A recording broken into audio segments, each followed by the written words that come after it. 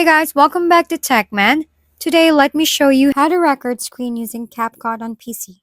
Recording your screen directly in CapCut on PC is surprisingly simple, and is a handy feature if you're creating tutorials or capturing gameplay. Start by launching CapCut on your computer. On a main interface, look for the record screen option, where you can quickly open it using the shortcut Ctrl plus Alt plus B. Once the recording panel appears, you'll be able to choose what you want to capture, your screen, microphone, or even your camera if you want a face cam included. After selecting your preferred options, click Start Recording, and CapCut will begin capturing everything happening on your screen. You can switch windows, open apps, or demonstrate anything you need while the timer runs. When you finish, simply press the red stop button.